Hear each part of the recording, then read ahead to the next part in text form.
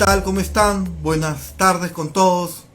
Habíamos programado el live class para las 6, esperemos 6 y 1 minuto, o sea, 2 minutitos para arrancar, porque estos videos son bastante rápidos, algo bastante inmediato para efecto de un poco atender las principales disyuntivas que se están dando con ocasión a la aplicación del teletrabajo. Pues ya se debe aplicar el teletrabajo o no, porque el trabajo remoto acabó en diciembre, porque eso decía la ley, ¿no? Ahora dicen que ya no importa lo que diga la ley, lo que importa es lo que diga el comunicado.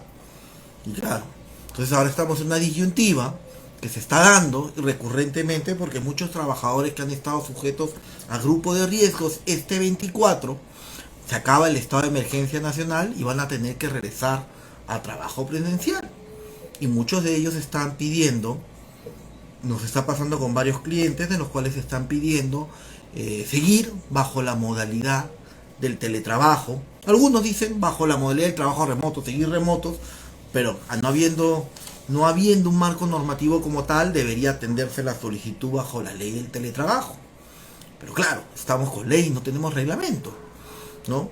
Había un proyecto de reglamento que se dio en diciembre del año pasado, ¿no? Y que nos ha dejado medio en stand-by, porque cumplimos con mandar nuestros comentarios, cumplimos con mandar nuestras observaciones, y al día de hoy pues no tenemos respuesta, ¿no? Y lo curioso es que la ley de teletrabajo, su aplicación como tal, en todos sus alcances o en toda su regulación, está supeditada a la publicación del reglamento, y no tenemos reglamento. Entonces, ¿qué hacer? ¿No? Porque ya varios trabajadores están queriendo continuar con el trabajo a distancia pese a no tener una situación de discapacidad, y esto es lo que está generando el escenario en que estamos ahora, ¿no? En fin, ¿no? Yo creo que si no habiendo más, vamos a empezar a hablar un poco. Tenemos una nueva ley, la ley 31.572, en la nueva ley de teletrabajo, ¿no? En la cual el Congreso tomó la decisión pues de publicar una nueva ley de teletrabajo porque consideró que la antigua no había sido lo suficientemente idónea o ideal para promover la difusión del teletrabajo, porque según la exposición de motivos del propio Congreso, parte de la premisa que faltaba regulación, porque el peruano no aplicó el teletrabajo porque faltaban artículos a la ley. Entonces, con más artículos y más desarrollo, la gente se va a ver tentada a aplicar el teletrabajo. Eso fue el criterio del Congreso, por el cual decidió, en vez de modificar la ley que ya teníamos, decidió borrón y cuenta nueva, crear una nueva ley que en estricto tiene ciertas bases o regulación. Lo mismo, el teletrabajo es a través del uso de las nuevas tecnologías, el trabajo a distancia, entre otros, ¿no? Pero una de las primeras observaciones que trae la nueva ley de teletrabajo es la capacidad del trabajador de elegir dónde puede laborar, en qué espacio físico, ¿no? Es decir, un poco a la nueva corriente que se da actualmente del trabajador nómade. No, hoy día mi empresa está en Lima, me contrataron para estar en Lima, decido presentar una solicitud de teletrabajo para trabajar desde mi casa, pero decido no irme a mi casa, decido irme a otro departamento, y solo comunicar. Ahora la nueva ley permite el teletrabajo que se dé una mera comunicación al empleador. El proyecto de reglamento que se publicó en diciembre del año pasado sigue esa la misma línea, ¿no? En que solo con la mera comunicación bastará para efectos de dar las características de cómo continuar el lugar de trabajo, el lugar de ejecución del teletrabajo, y solo exige una comunicación al empleador con una anticipación de 5 días hábiles, ¿no? Esa es una de las primeras o principales críticas que tenemos. Ya tenemos otras más, pero esta sí que viene de la propia ley, ¿no? Deben entenderse que el derecho a trabajar o trabajar a distancia es un medio de organización del trabajo, cómo se ejecuta la prestación, ¿no? Recordemos que todo derecho a toda prestación laboral involucra pues tres elementos: prestación personal, remunerada y subordinada. Pero a razón de estos tres elementos se le otorga al empleador un derecho, es el poder de dirección, la capacidad de poder dirigir el trabajo del del trabajador, determinar cómo se debe ejecutar sus funciones, sus labores, el resultado de las mismas, en un horario determinado y sujeto a ciertas disposiciones bajo apercibimiento de aplicar una sanción disciplinaria, ¿no? Ahora, ahora lo que está ocurriendo, lo que se está dando es que a través del teletrabajo se está creando la capacidad que el trabajador mismo decida cómo ejecutar sus labores, ¿no? Sin tenerla o contar con la autorización necesariamente del empleador. O el empleador tiene un tiempo muy acotado para responder esta solicitud, para ser más asertivo en la respuesta, ¿no? Y creo que eso contraviene un principio constitucional que es el derecho a la libertad de empresa. Todo empleador tiene la capacidad o decisión o capacidad de tomar las decisiones en ocasión a su organización. Y cuando una ley te impone ciertas acciones, te impone atender solicitudes de teletrabajo, te impone aceptar que las personas que dicen que van a trabajar desde su casa ahora van a trabajar desde otro punto o lugar de trabajo, genera un impacto. Uno de los motivos por los cuales creamos estas capacitaciones para ver el impacto que podría tener esta nueva ley y este nuevo reglamento en las organizaciones empresariales.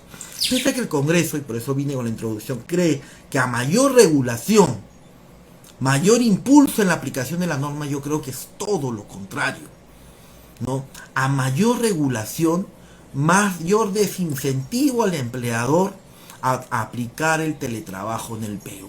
No es solo el tema de que si debe o no pagar la luz o el agua, la luz o el internet. No solo es eso, es a mayor regulación, mayor desincentivo. ¿Y por qué? Recuerden que en una organización la finalidad de una empresa es generar ganancias, generar lucro. En una asociación sin fines de lucro, llegar a los fines de la asociación. Entonces el área de recursos humanos está destinada al pagar la planilla, otras actividades propias de ellos. No se puede ir sobrecargando de tareas y tareas y tareas, una más allá de otra, en las cuales encarecen los costos, encarecen la problemática. No estoy hablando nuevamente del internet, sino esta necesidad de atender las solicitudes de teletrabajo en un plazo tan acotado bajo percibimiento de darse por aprobados. Ese es un caso, ¿no? Porque ahora el trabajador tiene que mandar una solicitud donde en caso de 10 días, conforme el proyecto de reglamento no se ha atendido, se considera aprobado, ¿no? No solo eso, la respuesta del empleador tiene que tener un alcance objetivo. Es decir, objetivamente tiene que responder por qué acepta o por qué deniega la solicitud de teletrabajo. Y conforme este proyecto del reglamento que se dio en diciembre, los motivos son que para la evaluación objetiva del cambio de la modalidad, las responsabilidades familiares del teletrabajador. Yo sí entiendo que algunas familias tienen una problemática, ciertas responsabilidades familiares, algunos son padres solteros, madres solteras, o si no tienen a padres adultos mayores a su cuidado, entre otros. Pero esa problemática particular no le puede ser atribuida al empleador como carga para cambiar la modalidad de trabajo, ¿no? Otro de los criterios son las funciones que se desarrollan según el puesto de trabajo. El único objetivo, ¿no? Sería pues inaudito que un personal de venta de automóviles diga que quiere hacer trabajo remoto, ¿no? De tercero, de los criterios para admitir la capacidad del desplazamiento del teletrabajador, la capacidad de dirigirse de su casa a la oficina y de la oficina a su casa. Si la empresa decide hacer un cambio de ubicación del centro de trabajo, no estamos hablando de ciudad, sino de un distrito a otro también. Y finalmente la situación de discapacidad del trabajador. Yo creo que el único criterio objetivo deberían ser las funciones según desarrolladas en el puesto de trabajo y finalmente la discapacidad del trabajador porque tiene una finalidad de impulso. Los demás deben dejarse al libre criterio de las partes. El empleador analizará caso por caso si le funciona o no. El empleador también aplicará si en su empresa quiere o no aplicar el teletrabajo. No puede estar sujeto a una imposición legal porque si no, no le va a permitir evaluar la aplicación del teletrabajo. La verdad, el trabajo remoto funcionó en el Perú porque era un régimen tan light y tan lato en su aplicación, en el cual solo apremiaba la decisión del empleador a razón del estado de emergencia, que exigía que las personas que permitía que las empresas sigan laborando a distancia, y sin la anuencia del trabajador para continuar con que la economía no se caiga, que permitió que esta modalidad funcionase. Y muchas de las personas que quizás pudieron en el primer espacio estar renuentes al teletrabajo, llegaron a conocerlo, entenderlo y a familiarizarse y todo. Esta modalidad no es adaptada ni para todos los trabajadores ni para todas las empresas. Yo tengo varios amigos o conocidos que no se sienten cómodos trabajando a distancia, tienen demasiadas interrupciones en su casa, tienen de repente pues el televisor al lado y no se pueden concentrar, mientras que a otros, inclusive muchos de mi equipo, ¿no? Al contrario, la modalidad de teletrabajo les permite estar cerca a sus familiares y acompañarlos y ayudarlos. Pero la decisión de teletrabajar o no es un acuerdo de las voluntades entre empleador y trabajador. No puede ser impuesto por un marco legal, ¿no? Lo que va a generar es que se disuada la evaluación, porque cuando a alguien le presionan a hacer algo, lo que termina haciendo es decir a todo no. Prefiere denegarlo todo para evitarse situaciones de exceso. En cambio, si se permite que las empresas evalúen paulatinamente qué acciones desean tomar, esto se va a llevar a cabo de manera orgánica, natural, en el desarrollo de la empresa, como se ha venido trabajando en el trabajo remoto. Aunque parezca mentira, el estado de emergencia, los planes COVID han ido bajando y el trabajo a distancia ha seguido implementándose con la misma naturalidad. No ha habido problema alguno. Yo actualmente estoy hablando remoto desde casa, para que vean esta capacidad que se puede tener. Pero esto nace de la decisión de las partes, ¿no? Entonces, dos temas que no pueden partir es la imposición. Y creo que todo lo que, gran parte de la ley y especialmente el proyecto de reglamento, parte de una posición impositiva. Imponer al empleador aceptar el teletrabajo por particularidades o digamos problemáticas del trabajador, y no puede ser así. La decisión de teletrabajar tiene que estar asociada a una eficiencia, a que la empresa pueda seguir funcionando en la misma calidad y eficiencia y poder generar la misma rentabilidad que si era presencial. Y siendo así, el empleador evaluará si le conviene o no, si se siente cómodo o no trabajando a distancia. El segundo tema, como ya les hablé, es el tema de los nómades digitales. El tercer tema es asociado al reconocimiento de pagos del internet, entre otros. La ley, esto es claro, la ley establece que el reconocimiento del pago del internet y la electricidad, ¿no? Y esas es a libertad de las partes. O sea, algunos, el empleador y trabajador se pondrán de acuerdo, habrá un pago. En el otros casos no habrá ese pago. Estoy hablando en el sector privado, ¿no? Porque en el sector público, en específico, ellos no pagan nada, ¿no? Ya han establecido así legalmente, ¿no? Curioso también que hay esas distinciones, ¿no? El sector privado debe, el otro no. Pero en la ley dice que es facultativo. Sin embargo, el proyecto de reglamento que salió en diciembre, que tenemos ya conocimiento, que hay una nueva versión que ya está próxima a salir para discusión de la población, en el cual hacen un retroceso sobre este punto y señalan que ahora sí va a ser facultativo. Esperemos que ese cambio se dé. Ya hemos tenido conocimiento del proyecto, no tenemos la libertad de compartirlo aún porque todavía está en bosquejo, pero tenemos la idea clara de que ya se va a dar un paso al costado con este tema de la imposición de los gastos. Pero lo que deben tener en cuenta para analizar ello es la realidad del país. Yo sé, y esto viene de Europa, entre otros, que el reconocimiento de los gastos de internet, luz e inclusive en algunos países porcentaje del monto de la vivienda va asociado pues a otras realidades, ¿no? Por ejemplo, en otros países el consumo del internet está asociado al número de megabytes que vas consumiendo. Tú contratas un plan con un número de megabytes y te acabas el plan y literalmente se acaba el servicio de internet, no tienes acceso a nada, con lo cual en esos países sí conviene que el empleador asuma parte de la facturación para garantizar el efectivo de servicio, no cargar al trabajador un costo adicional. Pero en el Perú no funciona así, por en virtud a todas las licitaciones públicas de todos los operadores que existen, los planes de internet que tenemos nosotros son en virtud de la capacidad de ancho de banda, o sea, que cuántos equipos se pueden conectar de una sola red, ¿no? Pero el internet resulta siendo ilimitado en la medida que sea un internet de casa. Entonces, ¿ustedes creen que un trabajador le suma o le resta si el empleador le paga algo de su factura o no? Unos dirán, claro que le suman, pues si son 50 soles menos o 30 soles menos, que es lo que viene cubriendo los diferentes planes y operadores, porque el proyecto de reglamento tiene un listado de cuánto debe ser el importe mínimo y máximo según el operador que tenga el trabajador de lo que el empleador debería asumir como costo compartido con el trabajador. Pero la pregunta es, ¿realmente esto le suma a la economía? Algunos dirán, sí, claro, son 30 soles más. Pero ¿qué pasa si en verdad de poner ese listado y no la libertad de las partes desincentiva al empleado? Dice, no, 50 soles más los costos de arrendamiento que ya tengo, no, prefiero que vengas a trabajar presencial. Te lo niego. Y toma una decisión tan, digamos, emocional como un tema del costo. Porque no tengo, porque si te acepto así, te tengo que aceptar a todos y son más de 200 y a 50 soles más este y el otro costo, sale en mi presupuesto anual. Y lo deniego. El trabajador dice, uy, me dejé de ganar 50 soles. ¿Esa es la respuesta? No creo. En los 2 taxis que tenga que tomar en la semana, probablemente se va a gastar 250 soles y fue mucho más caro que los 50 soles que quizás él pudo haber dejado de cobrar conforme el anexo o asumir su propio plan de internet. Si a eso le sumamos la alimentación fuera de casa, se suma aún más el costo. Entonces, eso hay que entender.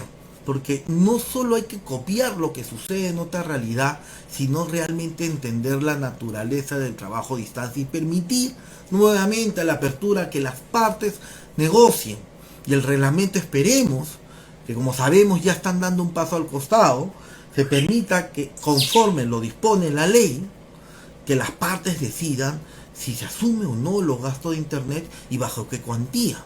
¿No? El reglamento podría publicar una tarifa referencial, pero referencial no puede ser impositivo, porque todo aquello que se impone casi siempre termina no aplicándose. Recuerden que el teletrabajo no es un beneficio social, no es un derecho como la gratificación y como el sueldo mínimo, es una forma de cómo prestar la labor de manera a distancia, pero con la misma intensidad y eficiencia de manera presencial, ¿no? Ahora, en todos los casos, ni en todas las posiciones se puede garantizar algo. Ustedes imaginan un trabajador de construcción civil solicitando trabajo a distancia y podría tener a su esposa gestando, podría tener a su padre enfermo o mayor de edad para no aplicar las licencias por enfermedad grave o permisos que existen hoy. No todas las empresas pueden llegar a aplicar esta modalidad del trabajo a distancia, ¿no? Ahora bien, otro de los requisitos que sí estaba en la antigua ley y va a estar necesarios en la nueva ley es el respeto a la voluntariedad. Es decir, el trabajo remoto sí exigía o permitía al empleador su imposición. Aquí en el trabajo, al teletrabajo como tal, es voluntario, irreversible. Es decir, si el empleador pone sobre la mesa aplicar el teletrabajo y el trabajador acepta, es factible. Por el contrario, también si el teletrabajador pide la solicitud y solicita, también es reversible. Puede ser temporal o permanente. Puede ser de manera total o parcial. Puedes permitir la flexibilización de las horas, la realización en territorio nacional y fuera de este, dice la norma.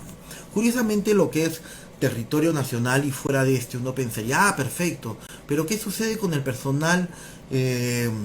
Entonces, si yo puedo teletrabajar, puedo contratar personal desde el extranjero. Ahora tengo la libertad de contratar un trabajador, digamos, colombiano, aun cuando tenga que regularizar su calidad migratoria. Puedo contratar un trabajador americano, entre otros.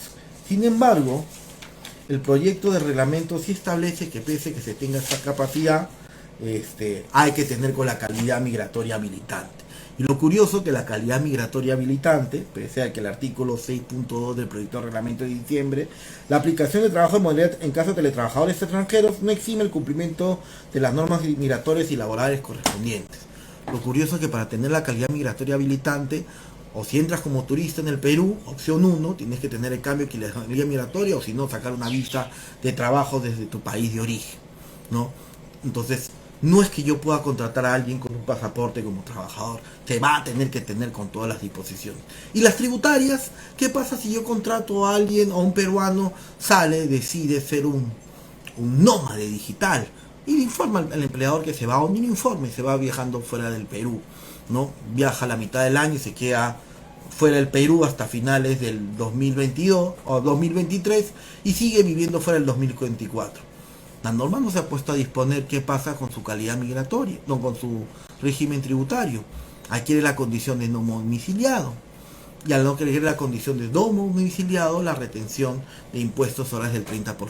Eso se puso a dilucidar el reglamento de la nueva ley de teletrabajo. No. ¿Qué pasa si el trabajador no me informa que está viviendo fuera del país? Tampoco. ¿Qué pasa si se enferma fuera del país? ¿Cómo aplico los primeros 20 días de incapacidad y cómo aplico los subsidios a partir del día 21? Curiosamente, lo que se tiene que hacer es apostillar en los descansos médicos emitidos en el extranjero por los primeros 20 días. Y la pregunta es, ¿la seguridad social permitirá el canje del descanso médico particular emitido en el extranjero por el día 21 en adelante para permitir la entrega del SIT y la reembolso de subsidios? Tampoco ha reflexionado sobre eso nuestro reglamento. Claro, pero es abierto que puede haber nómades digitales, porque eso está de moda, ¿no? Y curiosamente, o sea, yo vengo hablando de más de 10 años sobre el teletrabajo, estoy de acuerdo de ello, pero lo que no estoy de acuerdo es que esto se imponga, o que esto no se haga un análisis reflexivo. Hay muchas aristas que están abiertas. No se puede permitir que las personas nacionales vayan al extranjero a trabajar sin previa autorización del empleador y solamente con una media comunicación de 5 días, sin tener en cuenta todas las aristas que puede traer por debajo, ¿no? ¿Qué pasa cuando alguien se enferme? ¿Qué pasa cuando supere los 20 días de incapacidad? ¿Qué pasa con el tema tributario? ¿Qué pasa si hay un accidente de trabajo?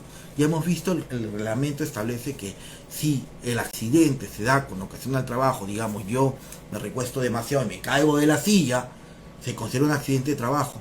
Pero ¿cómo va a categorizarse ese accidente de trabajo y los seguros que pueda contratar la empresa si estoy fuera del país? Aún sin la aceptación, porque solo le comuniqué al empleador que me estoy yendo a las Bahamas. ¿Qué sucede ahí? Ese es otro tema que no ha reflexionado la ley. En los temas que ha reflexionado la ley asertivamente los tenía la ley anterior. El carácter voluntario reversible. También tenía como la obligatoriedad de celebrarse por escrito. Porque es necesario la celebración del contrato de teletrabajo por escrito, ¿no? Para garantizar la voluntariedad, para dejar un documento en blanco y negro, cuáles son los alcances y obligaciones que tienen las partes con ocasión al teletrabajo, si va a ser total, parcial, si va a ser con ocasión solamente en unas semanas o es intermitente, algunos días sí, otros días no, y entre otros, ¿no? Ese es un poco los temas por los cuales la necesidad que esté desarrollado por escrito, también la necesidad de indicar el lugar donde se va a desarrollar la prestación. Todo eso estaba en la antigua ley. No sabemos por cuál no ahora eso era necesario para ser regulado. Ahora, en materia de seguridad y salud y en jornada sí creo que ha hecho un gran cambio, un avance. Uno de los principales avances que más bien nos trajo el trabajo remoto es el derecho a la desconexión digital. Porque el derecho a la desconexión digital como tal ya venía siendo regulado por la ley de trabajo remoto, en el cual ya sabemos que un personal de jornada regular, no sujeto a una calificación de dirección o no sujeto a fiscalización inmediata, necesariamente cumplida su jornada, se desconecta de los equipos informáticos, entre otros. ¿Eso exige que el empleador no pueda mandar comunicación? No, puede seguir mandando la comunicación que resulte necesaria, solo que el trabajador no tendrá la necesidad de tener el celular prendido, no hay esa necesidad, ¿no? Por el contrario, ni tener que responder en tiempo real los mensajes y esa ansiedad de que el jefe quiere despachar ahora, ya no es necesario, ¿no? Con la desconexión digital. Y si soy personal de dirección y no sujeto a fiscalización, se ha establecido lo que quizá la ley de jornada no tenía, de manera indirecta, es cuál es el mínimo del descanso entre jornada y jornada para personal que no está sujeto a jornada. Se ha establecido que el espacio de descanso es de 12 horas, ¿no? Eso ya era un éxito, se reafirma ahora. Eso también un poco nos da ciertas luces. También estas 12 horas, el respeto mínimo que una persona debe descansar. 12 horas de descanso continuo, ¿no? Inclusive para aquellas, extrapolándonos al teletrabajo, cuando hablamos cuánto es el número de horas extra máximo que pueden poner, Ya sabemos, si la jornada regular es de 8, 4, porque ya llegando a las 12 ya se entiende que hay un tema. Otro de los temas son de seguridad y salud en el trabajo, ¿no? Se establece que ahora hay la necesidad de identificar los riesgos ocupacionales que se puedan dar en espacios como este, por ejemplo. Estoy ahorita trabajando a distancia, no en las oficinas de compliance, sino desde casa, en el cual yo debería hacer un formato de autoevaluación, ¿no? En el cual, si yo no quiero que el equipo de seguridad o de safety, de compliance o de trabajo en otra empresa, de la empresa en la que esté, vengan a mi casa, porque bueno, siento un espacio íntimo, está mi esposa, mi hijo, y para qué molestarlos, en ese escenario o en esa situación como tal,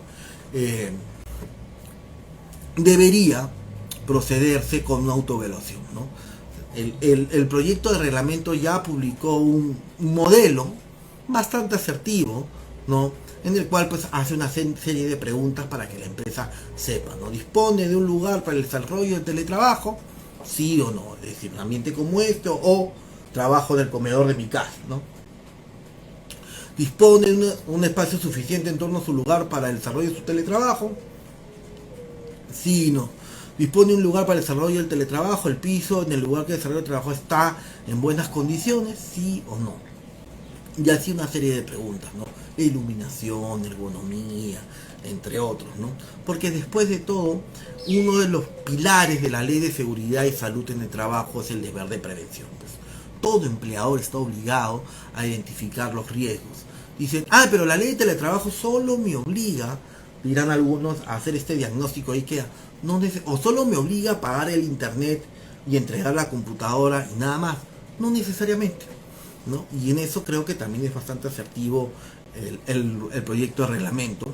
En eso sí, no tengo nada que distinguir.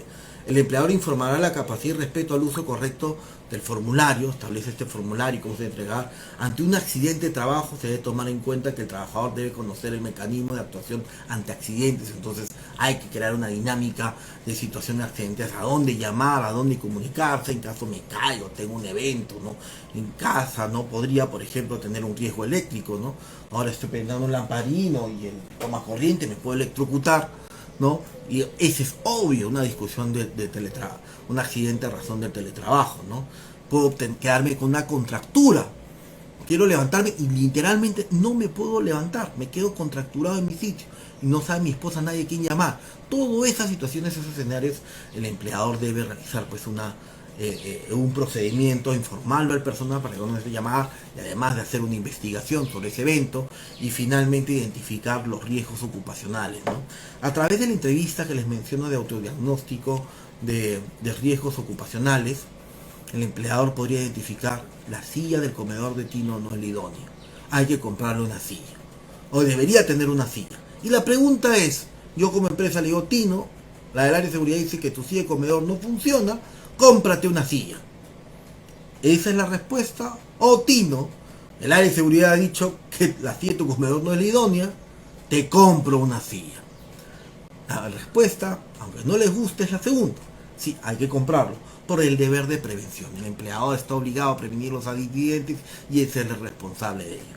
Si el empleador asumió que la empresa practique el teletrabajo porque le funciona por X motivos, clima laboral, eficiencia, productividad, entre otros, también tendrá que asumir los costos que no solamente menciona la ley, sino los que vienen acompañados también para el deber de prevención: un escritorio idóneo, una silla idónea, útiles, una oficina, entre otros. ¿Y por qué se debe decir? Regreso a la reflexión inicial. Es que el teletrabajo nuevamente es una forma de trabajar que su aplicación parte del derecho de empresa de todo dueño, empleador, de decidir aplicar o no en su organización. Algunos se sentirán cómodos, notarán que hay una eficiencia, mejorarán que hay una mejora del clima laboral, porque después de todo, el trabajar desde casa, para los que les funciona, les permite una mayor eficiencia. Las horas que se dedican al trabajo de la jornada son totalmente diseñadas en esta casa, porque el tiempo de descanso lo tienen en evitarse las horas de traslado de la oficina a la casa. Ahí lo tienen ahorrado, entonces tienen una persona mayor descansada, con mayor claridad. También la hora de refrigerio lo comparten en familia, entonces hay un mejor aproximación, un mejor tratamiento, entre otros. Entonces sí podemos considerar que para algunos, pero ¿qué exige? Pues mucho orden, no mucho orden personal, cumplir las metas, objetivos. La evaluación ya no es simplemente por valor hora, sino porque cumplas los encargos que se te dan en el tiempo que se te dan con la eficiencia y la calidad. Eso se demostrará. ¿Todas las posiciones podrán ser? No, pues alguien de construcción civil no podrá, un vendedor no podrá, un médico en algunos casos podrá, en otros casos no podrá, ¿no? Y así sucesivamente en las distintas... Un abogado, en algunos casos podrá, en algunos casos podrá. Inclusive algunas posiciones por el tipo podrán, pero también hay otro factor, el humano. Algunas personas podrán, pese a que la posición lo permite, llevar a la eficiencia que la posición da a una distancia, y otros, pese a que la posición lo permite, no tener la misma eficiencia porque necesitan un entorno de trabajo, ¿no? Entonces no funciona para todos. Y tampoco los empleados, algunos empleadores se sentirán cómodos y otros no. Y eso está bien, porque es parte de mi derecho de empresa. No se puede imponer, ¿no? Pero si yo decidí aplicar el teletrabajo, vienen con los costos que ello trae, ¿no? Primero, el consenso. Tengo que conciliar con cada trabajador. Tanto el trabajador, si me pide el teletrabajo, tendrá que conciliar conmigo, no imponerme, y no esperar un vacío de 10 días que se me pasó a responder porque tenía otros temas más urgentes, como un huaico, o como una denuncia de hostigamiento sexual, o como cualquier otro supuesto que también tiene fechas límites bastante establecidas por la ley laboral, ¿no? Sino dejar a la libertad de las partes que esto sea atendido a libre criterio, ¿no? Eso es lo importante en este tipo de situaciones, eventos y particularidades. En cuanto a la aplicación del teletrabajo, hasta ahora estamos en un estado de vacío. La norma establece de que la aplicación del teletrabajo estará supeditado a la publicación del reglamento, y después de la publicación del reglamento a 60 días. Teníamos una primera publicación de un reglamento en el cual se nos dio un plazo de una semana, unos días bien acotados, para publicar comentarios y remitirlos. Varios lo hemos hecho.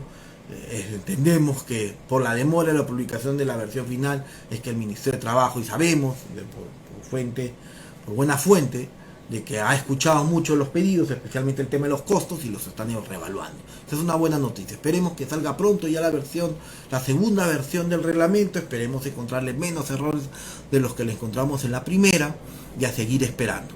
Pero sí, un tema que tenemos que tener en cuenta, y le pedimos al Ministerio de Trabajo que por favor acelere, porque este 24 de febrero, es decir, la otra semana, ya acaba el estado de emergencia sanitaria. Acaban el trabajo a trabajo remoto, trabajo a distancia del personal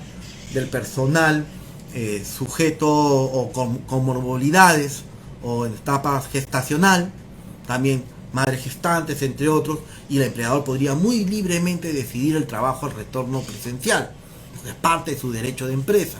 Y lo que va a suceder, va a haber una lluvia de solicitudes pidiendo continuar con el trabajo remoto. Pero ya que no hay regulación del trabajo remoto, hay dos posibles o tentativas respuestas de dar. La chicha o la desorganizada, decir, mira, en verdad la ley la norma del trabajo remoto está derogada, pero el Ministerio de Trabajo ha hecho una publicación en su LinkedIn, en sus redes sociales, diciendo que podemos usar o echar mano a esta regulación hasta que se publique el reglamento de la ley de teletrabajo. O la otra opción es que el Estado, por favor, ya publique la versión del reglamento de la ley de teletrabajo, y que en la publicación o en una resolución previa, en el primer, digamos, si el primer artículo publica el proyecto para discusión, el segundo diga qué hay que hacer con el trabajo remoto, si va a seguir vigente, ¿no? Y no dejarnos siempre con un mero comentario en redes, ¿no?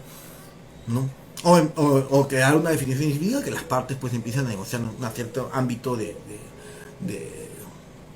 libertad, que eso es lo que mucho reclamamos nosotros en este país. Libertad para poder trabajar, libertad para poder hacer, libertad para poder movilizarnos, entre otros, libertad para poder decidir qué hacer con nuestras empresas, ¿no? Y cómo trabajar. En fin, eso es todo por mi parte. Si tienen alguna consulta, por favor, sirvan a escribirla aquí en el chat, en los comentarios, entre otros. Yo encantado de poder participar en este tipo de eventos y analizar el impacto, ¿no? El impacto, como veo, el teletrabajo no creo que se va a difundir si tenemos un reglamento como el proyecto inicial de diciembre. pero tengo fe que muchos de los temas que hemos observado cuando se publicó van a dejar de seguir, y va a haber un cambio. Nosotros, yo aparte después de compliance y ser gerente general de compliance, también soy vicepresidente de la Asociación de Teletrabajo, entonces estamos muy pero muy atentos en este tema, a este nuevo proyecto de reglamento, para ver qué pasa, qué cambio nos trae, ¿no? A ver, tengo una pregunta. ¿Qué pasa si, a pesar de las comunicaciones, mi colaborador evidencia que no puede desconectarse digitalmente? Eso es contraproducente. ¿Qué pasa si, a pesar de las comunicaciones de mi colaborador, me evidencia que no puede desconectarse digitalmente? Es decir, que es un adicto al trabajo, ¿no? Es decir, está ahí constantemente trabajando más allá. Creo que funciona igual cuando trabajo de manera presencial y a las personas les dicen a los colaboradores, por favor, retírense, ya va a cerrar la empresa. Y dicen, no, un minuto más.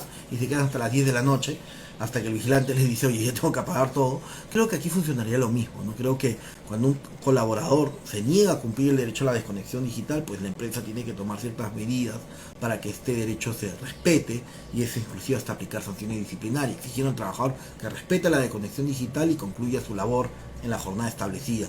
Si hubo un pendiente que tenía una fecha límite de establecida y no se cumplió en esa fecha límite, ya el empleador al día siguiente, el jefe directo, le preguntará cuáles fueron los motivos por los cuales no cumplió con la tarea en la jornada que tuvo. Si esa tarea se pudiera cumplir fácilmente en 2 horas, ¿por qué le tomó 8 horas y no las concluyó? ¿No? Probablemente descubrirá que estuvo estudiando en algo, una maestría, o estuvo disperso durante la mañana. Hay muchos colaboradores que son dispersos. También va a suceder el caso de que el trabajador le diga, claro, porque la tarea que me diste es materialmente imposible terminar en 8 horas, y necesitan 14 y me acabas de asignar ayer. Por eso que me tuve que quedar hasta las 10 o 12, 11 de la noche, ¿no? Y claro, eso generará inmediatamente que gatille pues el pago de las sobretasas, ¿no? Y eso es parte un poco más de la sinceridad, ¿no? Uno sabe qué tipo de trabajo asigna y cuáles son las horas en promedio que puede tomar esta tarea, ¿no? ¿Qué otra pregunta pueden tener? Me comentan.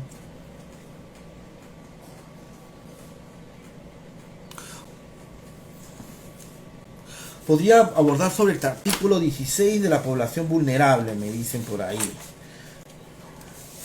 Capacitación del trabajador. Yo creo que es del 16 de la ley, me atrevería a decir, ¿no?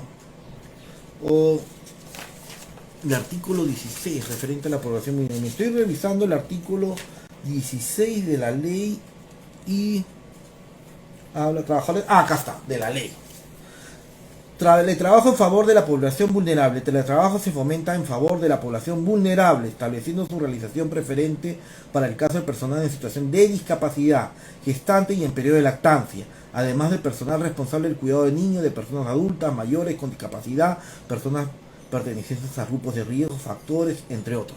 Es curioso, cuando se publicó la ley de discapacidad, que establece los porcentajes del 3 y 5% para el sector público o privado respectivamente, salió una resolución ministerial que reglamentaba qué era el cálculo para efectos de la cuota de discapacidad, con la antigua, y haciendo referencia a la antigua ley, estableció que el personal contratado bajo la modalidad de teletrabajo que tuviera discapacidad formaba parte del cálculo. Entonces ahí era un primer vistazo en la base de la antigua reglamentación de la ley de teletrabajo y la base legal de las cuotas de discapacidad, que establecía que muy fácilmente puedo contratar personal con discapacidad mediante teletrabajo, ¿no? Y cumplir con la cuota respectiva, ¿no?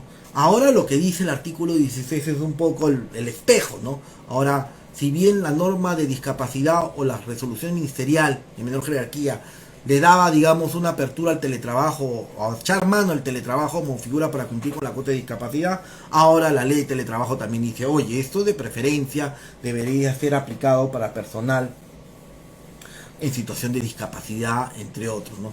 De preferencia, pero siempre debe abarcarse la voluntariedad, porque no necesariamente todo el personal con discapacidad necesariamente quiera trabajar a distancia. Ese es uno de los temas que tampoco no se puede partir o presumir que las necesidades de las personas están establecidas en la ley. Y ese es uno de los grandes errores por los cuales yo sí contravengo un poco porque se ha dado este nuevo marco legal, si ya teníamos un marco legal antiguo en el cual ya venía regulando esto, ¿no? Ahora, las facilidades en sí, ¿no? En el caso de personal gestante o lactante, también va a funcionar cuál es el tipo de posición. Nuevamente, una trabajadora de construcción civil, más, no va a poder trabajar a distancia, ¿no? Lo que va a tener que hacer el empleador en esos casos es o aplica el trabajo remoto si les resulta más conveniente y asignar otras labores, o en su defecto tener a aplicar el vasta regulación que hay de protección de madres gestantes, que incluso involucra la reubicación a otra posición que puede tener también un alcance presencial en las oficinas de la empresa, pero sin estar en situación de exposición de riesgo, ¿no? Hay disposiciones legales claras sobre cuando hay productos, agentes químicos, biológicos que pueden poner en peligro la formación del nonato, puede generar o establece la reubicación inmediata. Incluso hay una base legal que establece cuáles son estos alcances químicos, entonces eso también se aplicaría un poco para acá. Pero nuevamente es la aplicación de alcance preferente, no impuesto, ¿no? De todas maneras, bueno, una situación de discapacidad, entre otros, sí va a propiciar o debería propiciar un análisis más empático del empleador, porque después de todo tampoco no hay que olvidarnos, el otro lado es que uno hay que tratar de ser inclusivo, no olvidarse que la palabra recursos humanos, no obligarse de la segunda palabra, humanos, ¿no? En el cual si yo veo que la posición permite el trabajo a distancia y quizás no sea de igual de eficiencia como lo es presencial, pero es un tiempo acotado, estamos hablando solo del descanso pre y postnatal y quizás el periodo de lactancia, se puede evaluar.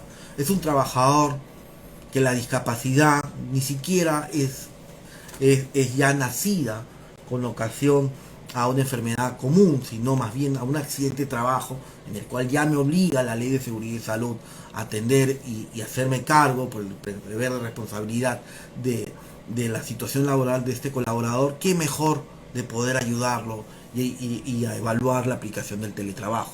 Eso también es importante, ¿no? Entonces hay que ver los dos lados, ¿no?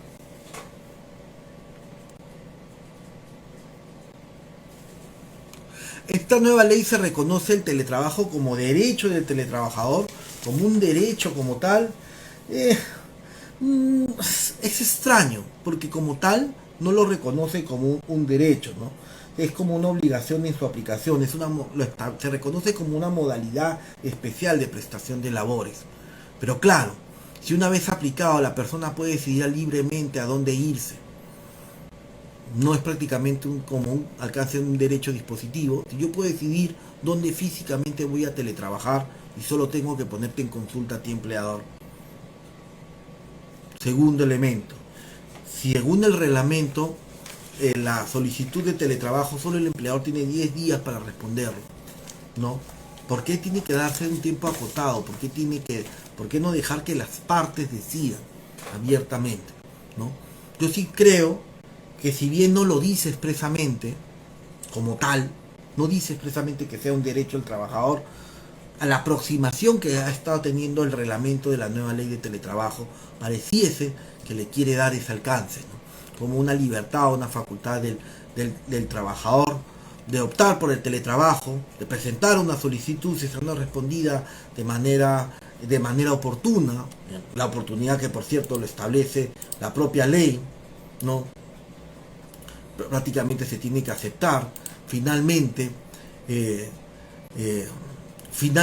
los motivos por el cual debe hacer el análisis no pueden ser solo exclusivamente operativos, o sea, no pueden ser solo afianzados en el desarrollo del puesto de trabajo o la eficiencia, porque puede ser que las funciones sí se puedan trabajar idóneamente a distancia, pero el trabajador no lo ha venido haciendo durante un lapso de tiempo.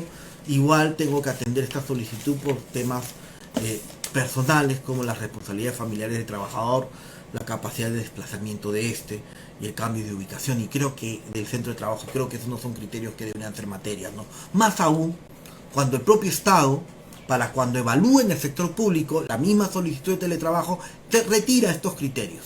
Es decir, cuando el Estado tiene que evaluar la solicitud de teletrabajo, no tiene que poner sobre la mesa en su evaluación para un trabajador CAS o para un 276, ¿no? O hasta para los pocos 728 que ya quedan en el Estado, no tiene que evaluar las responsabilidades familiares del teletrabajador. Entonces me pregunto por qué ¿Por qué el empleador del Estado no tiene que hacer ese análisis y el empleador privado sí? Más aún cuando el empleador del Estado es el empleador más grande de todo el Perú. Porque no hay empleador más grande en este país que el propio Estado, ¿no? La planilla del Ministerio de Trabajo o Ministerio de Salud, otros ministerios, es mucho más grande que varias empresas que existen en este país, ¿no? Entonces nos entendemos por qué ellos no pueden hacer ese análisis que a los privados se les exige. Ellos tienen presupuestos mucho más grandes y sin obligación de reportar resultados tan rigurosos como podría tener una empresa privada. ¿Y por qué ellos sí pueden tener un análisis de su personal en función a la eficiencia? ¿No? A la eficiencia, y nosotros no, porque los privados no. Porque el Estado en su propio reglamento establece que ellos no tienen la obligación de reconocer pago alguno del internet y pago uno de las computadoras, pero el privado sí. Y la reflexión es así, ¿no? ¿Por qué el subsidio por enfermedad de trabajador estatal no da lo mucho o hasta por maternidad a media UIT y del privado es completo? ¿Por qué? ¿Por qué el Estado se guarda ciertas cosas que el privado no? Cuando ellos tienen un presupuesto, un ingreso mucho mayor que el nuestro. Esa es la reflexión. Si uno empieza a sesgar en empleadores y considerar que un empleador sí y otro empleador no, indistintamente el régimen, porque el tema es manejo de personal, manejo de eficiencia, manejo de recursos, porque eso es el teletrabajo después de todo, ¿no? ¿No? Y del lado del clima laboral, mejora de las relaciones laborales, mejora de la calidad de vida del personal, porque en verdad si uno aplica teletrabajo porque funciona, en una empresa si uno aplica teletrabajo es porque funciona, porque el personal trabaja mejor y es más eficiente. Nadie va a aplicar una modalidad de trabajo que solo beneficia al trabajador y que lleva a la quiebra de la empresa. Eso es ridículo. Entonces, es mejor regular y reflexionar los marcos normativos en función a ellos, ¿no? Puede generar una política de flexibilidad de asistencia laboral donde indique que el trabajo es presencial 3 días a la semana y el trabajador puede elegir venir los otros 2 días. Sí se puede, pero sí te exigirá, después de todo, Emerson, tener que necesariamente firmar un convenio, un contrato de teletrabajo en que se establezca esta modalidad mixta, ¿no? Días presenciales y días mixtos, ¿no? Yo lo que recomiendo es que todas las empresas creen una política de teletrabajo con las reglas que la empresa decide imponer o establecer, y que el trabajador que decida se adhiera a esto firmando los documentos que ameriten, que es el contrato de teletrabajo, la codificación del alta en este registro, entre otros, ¿no? Una medida que se debe revisar es el pago de horas extras para el personal del teletrabajo. Claro, de todas maneras, ¿no? Lo curioso es que aquí ya hay una obligación que se tiene que establecer, que es que se tenga un registro de control de la asistencia remoto, a distancia. Sería lo ideal, lo comenté, me acuerdo, cuando me hablaron de la desconexión digital, sería lo ideal que el Ministerio de Trabajo cree un aplicativo de control de asistencia a distancia, que sea un software de uso público, ¿no? Como hay miles de juegos o videojuegos que uno se descarga al celular y que son medio gratuitos, algo así debería publicar el Ministerio de Trabajo, colgarlo en un App Store o en un Apple Play, lo que fuese, y que las empresas lo puedan descargar y que los trabajadores puedan ingresar. ¿Por qué? Porque una de las cosas que nos olvidamos, creamos estas grandes normas curiosas, ¿no? Y nos olvidamos que en el Perú somos un país de microempresarios o de pequeñas empresas y no tenemos plata para pagar un software de planilla electrónica, a la pregunta de Omar Negra. Entonces, claro, muchas empresas que no tienen recursos para ello, ¿no? Entonces sería bueno que el Ministerio de Trabajo tenga bien hacer esta inversión. Y en fin, creo que eso es todo por mi parte. Creo que me he extendido más lo que he querido, atendiendo sus preguntas. Ha sido un placer por mi parte. Y nada, nos vemos el próximo mes en el siguiente live class de compliance laboral.